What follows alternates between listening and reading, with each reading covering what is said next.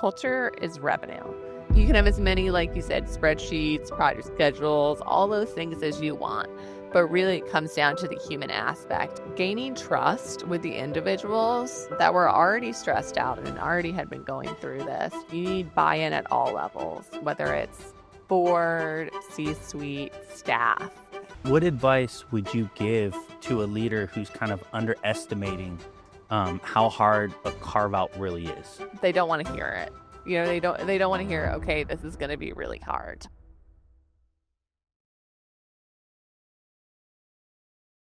Hello, everyone. Welcome to another episode of This Is M&A. My next guest is the Vice President of Nota Consulting, a boutique transformation firm that's known for guiding companies through carve-outs, integrations, and an enterprise-wide change. She's been on the front lines of multi-billion-dollar deals, including execution on a $3.1 billion acquisition that delivered nearly $100 million in cost savings. And she led the post-merger integration programs, driving millions more in realized synergies. Early in her career, she worked as a federal consultant, leading enterprise-wide transformations, and even served as chief of staff in her mid-20s, giving her a really rare perspective on how CEOs, boards, and staff all experience change very differently. Outside of work, she's a lifelong ballet dancer of 16 years who now devotes most of her time to yoga. So with that, everyone, please meet my guest, Rachel Smith. Welcome, Rachel. Thank you, Stephen, for having me, and really excited to speak with you today and share the insights I've gained over my career. And I hope that they help the listeners as well as they're navigating difficult circumstances or, about to start a new endeavor. Definitely. I know it's a topic you and I had been discussing and going back and forth on for quite some time. So I'm happy to have you. Looking forward to really diving into beyond the spreadsheet, right? The human side of the post-merger integration. So often in M&A, the model really focuses on synergies and cost savings, but you and I know execution lives or dies by people, right? People, culture, and leadership choices. So Rachel, you've seen firsthand how even billion-dollar deals succeed or stumble not on strategy, but on the daily realities of the actual integration side of things. So what we're going to do today is we're going to unpack three different items. One, which is why culture is revenue and why buy-in at every single level will determine success. What carve-outs teach us about executing under those impossible deadlines. And then lastly, although this isn't in any particular order, the danger of yes people, right? Why telling the hard truths will actually create better deals. So, Rachel, we have so much that we got to cover. So let's jump right in. Where do we get started? Well, I would say the first thing that always comes to mind, and I love to talk about, and I tell my clients this, is that culture is revenue. And that's not culture in the sense of, okay, someone can work from home a certain amount of days a week, or there's perks or all those things that, everyone would love to have. But it's really when you've done an integration where you're doing a carve out or any sort of transformation, culture is looking at the companies that have been affected and looking at the people and how they operate differently. I've seen firsthand, with an organization, it was an integration and sellers had different deadlines, and they weren't communicated to, and it was a different culture. Or approvals, getting things through legal, something you would think would be basic along those lines. One group moved faster than the other. So it's really looking at who are you bringing together, and that often culture is thought of, midway, towards the end. It's the side fluff, but really culture, looking at what do the realities of workers and organizations encounter each day. That's really what, is going to impact your revenue.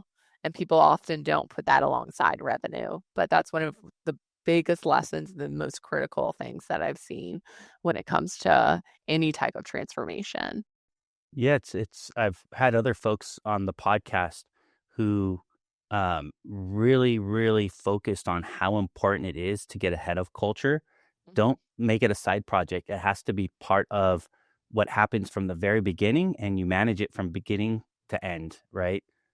Because if you don't, culture can kill deals, and it has been known to do that, right? You might get a deal over the line, but the post integration, what happens from there, it could get really messy if there's a not a good clean culture alignment, right?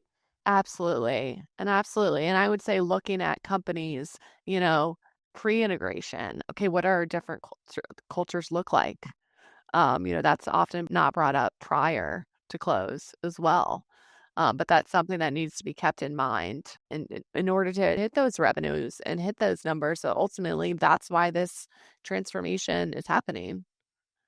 And the other thing I would say is buy-in at all levels. Something I very much learned in my mid-20s serving as chief of staff, scheduler, etc., is you need buy-in at all levels, whether it's board, C-suite, staff. I was able to fortunately get the lens of, okay, how are people impacted at different levels of an organization with change? And so that's something that is, I always, when I am starting with a new client, I always think, okay, how does this impact the organization horizontally and vertically as well? Yeah. It's so important on the buy-in side, and unfortunately, it's hard to get buy-in from everyone. It is its own project in itself, and that's what creates the need for bringing in some post-merger integration teams to help align around buy-in, right? And that's where I guess Nota Consulting would come in, or even some of these other M&A advisors that can help through that process. You mentioned, so just kind of pivoting back to the revenue component of it. In your bio, you mentioned 100 million and realized gains through, I believe it was synergies and whatnot. Break that down a little bit if you don't mind. How do you get to those types of numbers? Like, what were some of the things that make up that number? I mean, ultimately, what gets that number is you need people who can execute on achieving those numbers and push that execution. And if people are held accountable for certain numbers, then they got to come in front of someone every quarter, every month, etc., to hit those numbers. And also having individuals that say, "Hey, can we beat this targeted number?" Like, why not? Why don't we see if we can get the extra vendor synergies, etc., in that number? So I think that's what I've seen the most is that it was a much lower target and we were able to get up higher. And that's because we said, why not here? Why not here? So bringing in individuals, I think also that will roll up their sleeves, very much show that they want the best for a company and will say, hey, we'll try to get you higher. We'll do the best we can, not, taking it into account, you want to keep the organization in a healthy state. But sometimes people are so ingrained in an organization, they don't see where there are savings, or synergies that are possible. It's good to get that outside perspective because it's not that they don't know that maybe there's some. It's often even in my own business, right? It's not that I don't know. It's that everybody's changing a tire on a car that's going 100 miles an hour that we just forget or we just don't go back to basics or right. It's kind of like that in most businesses. You got to elevate yourself to think about some of those things. And so having an outside perspective often just helps resurface it, right? It's just like my sales teams. When I'm working with those guys, oftentimes the trainings I'm giving, they've heard those trainings. If they're seasoned professionals, a million times, but they will always get 3 or 4 gold nuggets out of the training because it's resurfacing it and putting it top of mind so that they focus on that again, right? So, having that outside perspective helps in that sense. And I was gonna say, and having those people that were asked that can ask the questions of, okay, so why is it this way? Or why is it this way? Could you look at this, this savings over this savings? I've even seen it in cost savings and synergies where it's like, okay, you're looking at employees. What about these vendors? We realize, you have multiple vendors that are doing the same thing, especially during times of transformation. When, as you know, there can be so many details and so many spreadsheets. Really looking at the realistic dollar signs there. Right. So just going back to the revenue component of it, where do you see things tend to start to unravel and go the wrong direction from a revenue perspective in some of these types of integrations? What are things that my audience, the C-suite, corp dev individuals, PE firms, what can they pull away from this, or should I say portcos? What can they pull from this podcast that's kind of like, hey, avoid this, right? Mhm. Yeah, absolutely.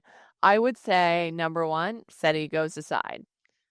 Go ahead and if something's headed south, or if something doesn't seem right, go ahead and delve into and proactively look at that problem. And something you had mentioned earlier in the intro is yes men or yes people. Make sure you have people around you that will say, hey, not a great decision you're making. You may not take their advice, but surrounding yourself as a leader with individuals who will not just say, yes, that will work because they want their paycheck, but people that are genuinely, wanting the organization, the portco, whatever you're working with to succeed. Is I've seen it predominantly go south when there's ego and making sure executive leadership also transfers that information down the chain. Right. Buy-in at all levels is really huge. And people often think, oh, okay, we don't, the folks doing the work off the side of their desk, like that's not really a part of it. But really, it's all levels of the organization that need to be communicated to, need to be advised. It goes back to earlier, we were talking about sellers. At all levels of the organization, individuals need buy-in and they need their managers to help them work through that as well. Yeah, I just want to hit on that point of yes, people, because that's such an important point. Oftentimes, I've seen a lot of CEOs surrounded by people that will just say yes to everything, right? Because the CEO came up with the idea, and it's hard. It takes a certain person to be able to say, you know, I've had in my career where I've had to tell someone your baby's ugly, but I had to do it in a way that they walked away saying, I get it, and it's hard. It's a delicate balance that you have to have, but it's so, so important to surround yourself with people who are willing to challenge the status quo, who are willing to say, no, did you think about it this way? Mhm. And what I find through that type of collaboration is it's not a yes or no. It oftentimes is a meeting of minds, which then a new idea surfaces or emerges from that type of tug of war of yes and no's, right? So it's just so important to have people who are willing to step up and say no when they need to and be able to help drive the business in the right direction and do it thoughtfully, right? There's an approach to that, I imagine, that you've experienced that works really well in a lot of the consulting that you've done. Right, and there's that approach that if you're gonna bring up a problem, bring up a solution. That's often reiterated. Like you said, a lot of times it is a meeting of the minds, and it's working with, as a C-suite individual, I wanna have someone next to me that'll say, "Oh, Rachel, not the best idea. Have you thought about maybe we could do it this way?" I may say, "Yes, actually, that's a great idea," or "No," but being able to be open to that feedback. Absolutely.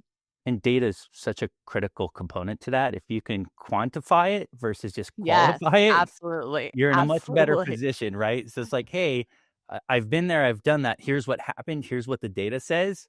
It goes a lot further. It's a lot And easier to ingest. and I would often encourage people, if they do have something, an opinion that's different, then bring forth the data. Let's look at it. Like, why? What is the why of why this decision needs to be different than the C-suites or the CEOs, et cetera? Definitely, definitely. So we're kind of bouncing around here a little bit. I'm going to bounce back over to culture and the revenue discussion we're having so we can tie up on that.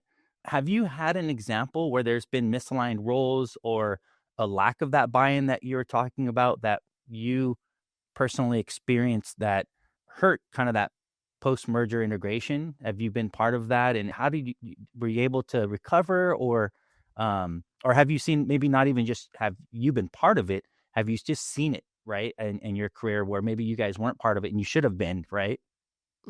Absolutely. I mean, I have one experience of where executive leadership was not bought into an initiative at an organization that was a portco undergoing, and there wasn't executive leadership buy-in.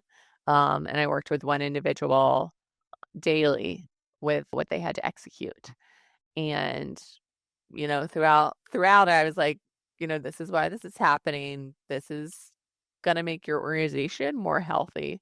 And I actually recently that initiative ended, but I recently had a phone call with that client, and they were like, "You guys were right the whole time, and this is right the whole time," and it was successful. So understanding, whether wherever you're coming at, that you may not have people's buy-in at that time, but if you can get them to execute and say, "Okay, I'll do this," then they may have realized the buy-in later on, for future initiatives for the company. There's no clear answer. Some people, it can to say, "Oh, make sure you have all buy-in." Like, that is realistically not possible. But whatever you can do to encourage it will also benefit the organization, for future initiatives. Makes a lot of sense. So what I'm hearing from you is if you don't get that initial buy-in, the goal is to get them to at least execute. But through that execution process, continue working through your own process to continue to work them to get that buy-in, right? Is kind of what I'm hearing. Is that safe to Right, say? right. Yeah. Yeah. Absolutely. And knowing, everyone, if they're not bought in, I often think and spend time making sure I understand okay, why are they not bought in to this Right. initiative? That's another component. Is if there's not buy-in, a lot of times people are like, "Oh, well, that person's just not bought in. They're not." But why? Right. What Hear are them the out. reasons why? Right. Um, because that also can impact the health of an organization. Makes sense. Get it out there and have some communication around it. Mhm. Not being Perfect. scared of that communication. And sometimes, leaders are gonna have to hear things they don't want to hear, but that, it's part of the business. They have to. But it's what you take from that and how you use that to successfully. I mean, when I'm brought in to hit a certain goal or exceed that goal. You know, I will absolutely do that to the end, and then I depart. But the organization stays the same, and I wanna make sure that that organization is gonna stay healthy beyond my departure. Right. Yep. From personal experience, even here at ShareWalt, it takes a certain leader to encourage people to say no or to have a conversation around why they may not be bought in. And oftentimes, I encourage my team. In fact, I'm doing a bunch of interviewing right now. And what I tell candidates as they're asking about the culture and who I am and how do I run and operate, part of that is listen, my goal is to earn your trust where you can come to me about anything and you can challenge things in a professional manner. We can go back and forth. And I understand I'm going to already have that trust. I'm bringing you in and I'm already going to trust you. On the other hand, it's going to take some time for me to earn your trust. So you feel comfortable doing that. Right. But it is such an important quality to have in a leader. So I'm going to toot my own horn a little bit, I guess, but it is an important quality to have because again, going back to that point, when you have people who feel comfortable, they could tell you how they feel. They can tell you, "Hey, I'm not bought in or bought it," and you have those conversations. It changes that dynamic of the entire company, right? So it's a super critical part of culture, and something I try to implement at every company that I've either led or managed or directed. With that being said, so we could pivot from this conversation and jump into talking about carve-outs and exits execution under pressure. What's one thing that or one step that you would give my audience that they should do early to try to avoid some of those cultural breakdowns? Right. I would absolutely say early on is make sure that, you've brought in people who want to roll up their sleeves and execute if you're bringing in outside people for your organization, for folks that are already there and they may be then transitioning, helping them understand because they're going to be part of the process too. And Right. it's often they're doing the work off the side of their desk. It's not their day job, and they may never have gone through this before. So helping educate them, okay, this is what this is. Mhm. And as I believe I said earlier, I think it's really critical to understand an organization top to bottom, sideways, etc. And so helping folks understand, okay, this is what this is going to be like for the next year or the next 2 years, and making sure the outside folks you're bringing in are really ready and just as dedicated as you are to rolling up their sleeves and doing the hard work and You're knowing that saying you don't every just company is different. Every yeah. company is different. So you're saying we don't just you don't just bring in a team and say, "Here it all is, you guys manage it and go." They still gotta be involved. Right, right. And understanding, I mean, something that I do love about the position I have is I get to learn about new products and new things I never thought I'd learn about because I want to also understand what the company is doing. Like, what are they selling? I may be doing a carve out, but okay, I've learned about things I never thought I'd learn about. But understanding those things also helps me know, okay, where are the pain points that are going to come up? Like going ahead and proactively as you're starting a carve out, whether it's PE backed, et cetera, going ahead and forecasting, okay, what are these pain points that I'm going to need to be on the lookout for? Right, right. But that's a good transition into talking a bit about you've lived through some carve outs. I think in earlier conversations, if I recall that you and I have had teeing up to this point, you had talked about where you've worked with a client, they gave you a 4-month deadline, and that should have taken a year, right? And this is oftentimes the challenge for most advisors in the M&A world as a whole, right? You're having to reset expectations. A seller comes in, I got this hot business, it should sell in 3 months, and they don't realize it just takes 3 months potentially to get you deal ready, right? There's a bunch of things that have to happen. You got to clean up your cap table. You got to make sure all your ducks are a row in terms of corporate governance. You got to kind of leak test your due diligence process. Oftentimes, companies aren't running with an exit in mind, meaning they're not doing all the things they need to be doing to lead up to it. So oftentimes they're scrambling when the time is ready. So again, just going back to resetting expectations, how did you approach that? So approaching that very much was hey, okay, we have this deadline. There's not the option to not reach the deadline. If you provide individuals with there's not the option to not reach the deadline, or there's a lot of dollars out there uh, that are at risk and at stake, and saying, okay, the previous way that it's been working isn't working. So we got to go back to the drawing board. And this is, it's a team effort. Ultimately, everyone wants to hit that deadline. They want it to be successful. And it's going to be stressful at times. And really, I would say with that experience, going in, quickly learning, but quickly executing and learning as much as we could as possible, as quick as we could, and then executing and then gaining trust with the individuals that were already stressed out and already had been going through this, that, hey, we're here to help. Like we, are going to be on the front lines with you. We're going to be making sure that this deadline gets hit. And we have just as much personal feeling of buy-in that you do. So really gaining that trust. And for leaders, it's recognizing you may have to pivot at times and be under that pressure. And you're going to have to pivot and try a different way. And having trust in the folks that you're bringing in as well when things haven't working and you're bringing in a new group. And then we ended up hitting the deadline. And people, people were just, they were tired, but we hit it and it was really, really exciting. Not just because there wasn't the dollar amount that wasn't going to be hit, but oh my gosh, we did it. We all did it. We all played a part in doing it. And ultimately, when you go in an organization, people want to feel like, okay, I played a part in this, and that's recognized. Pivoting is just part of the course for most things, right? When running a business, you have to be prepared to pivot. But what is, you know, in your world, what does pivoting look like in practice when an integration plan just doesn't, I guess, doesn't match the reality? Is there some sort of method for that pivot that you recommend, or like what's that process look like in your world?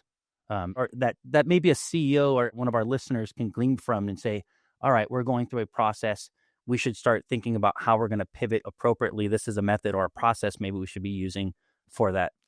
Well, immediately when I come in, I look at all the functions that are impacted, and I right away start communicating with everyone that's involved. And I start asking questions and saying, okay, Bob over here, do I need to be talking to XYZ? Who do I talk to about that? So I think for when something isn't working, communication is the biggest part of it. You can have project schedules, but again, you have to have individuals that are executing against the project schedules. You can have as many, like you said, spreadsheets, project schedules, all those things as you want. But really it comes down to the human aspect of, okay, do you have someone driving it? Someone who's ensuring accountability, who's checking in with stakeholders on a regular basis, who's making sure they're informed. That's really what I would encourage. Someone is making sure they have identified the right people, either internally or externally, who are going to be the drivers, who are not afraid to get messy, who are going to raise risks, who are going to raise issues, but also know what a CEO needs to know. Again, that's something I learned in my mid-20s is, what details does a CEO care about versus what do they not need to care about? And I often, when I'm interviewing individuals or I'm talking with junior colleagues, that's something I'll say is, we need this in CEO speak. Like, but also being able for someone in another part of the organization to understand as well. And I think it's so important to be able to speak in both languages, if that makes sense. If I'm doing something off the side of my desk and I'm an entry-level employee versus a CEO, being able to differentiate how we speak about a transformation and what that looks like to both parties. Right, right. What advice would you give to a leader who's kind of underestimating how hard a carve out really is?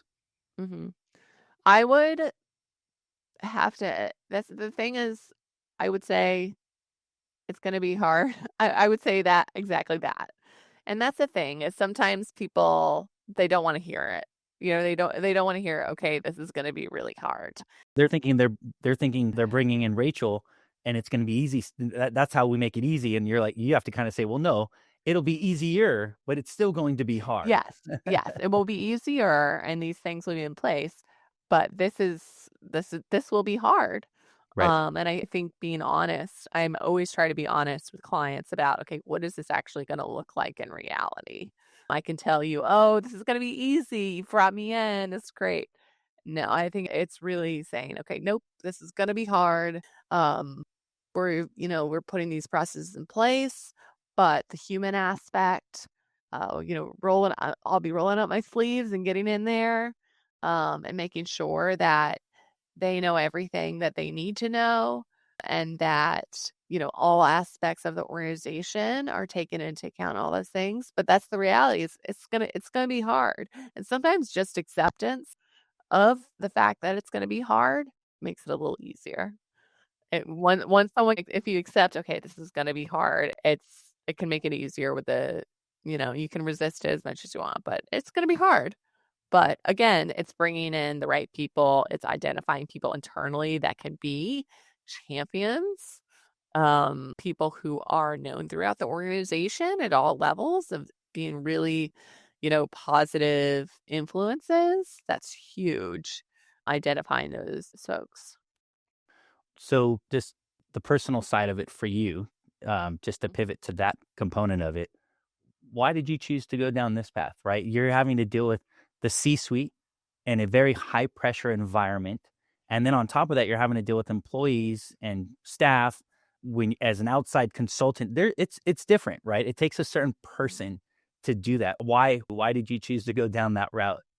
That's a great question. So I think in order for someone to be in this role, they have to love a puzzle or, you know, a ball of yarn that's all tangled up.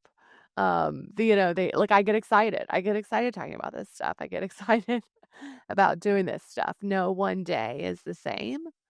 Um, I think, you know, I was trained to be a professional ballet dancer, so it's like, how did I become a consultant?